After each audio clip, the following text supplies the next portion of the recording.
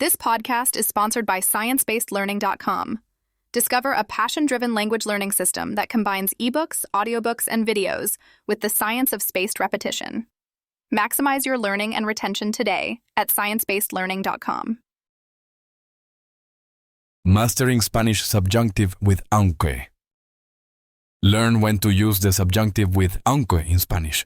Explore examples, exceptions, and tips for English speakers learning Spanish. Understanding the use of aunque with the subjunctive.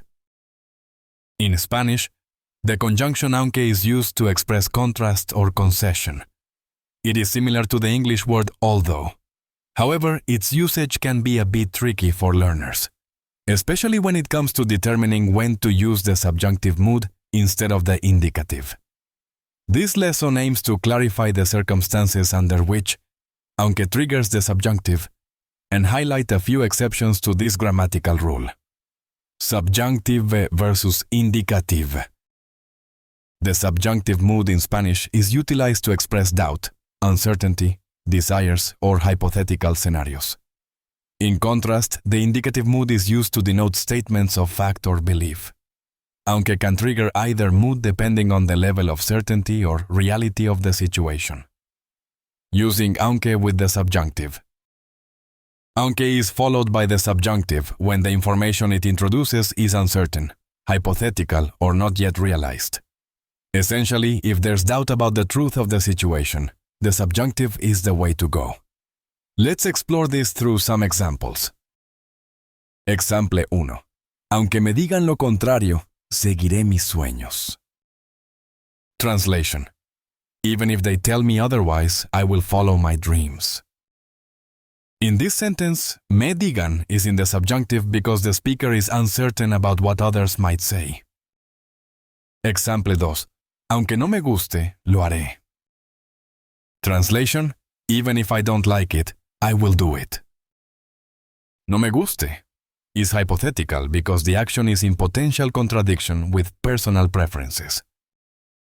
Using aunque with the indicative.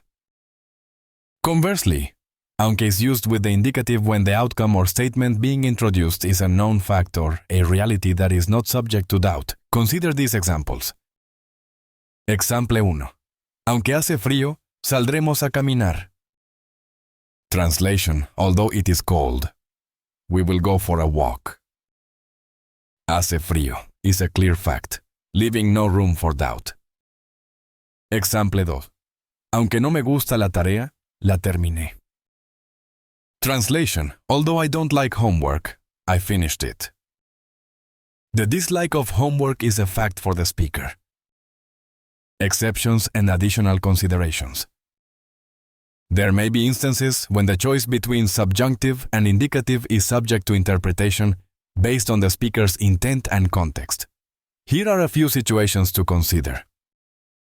Aunque plus subjunctive, used for things that are perceived as uncertain or hypothetical from the speaker's perspective. Aunque plus indicative, used for elements that the speaker accepts as true or factual.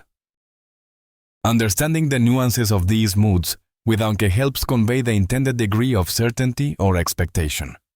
To further master this and other grammar rules, consider visiting sciencebased.learning.com for a wealth of resources. Get your copy of detailed guides and refine your Spanish language skills today.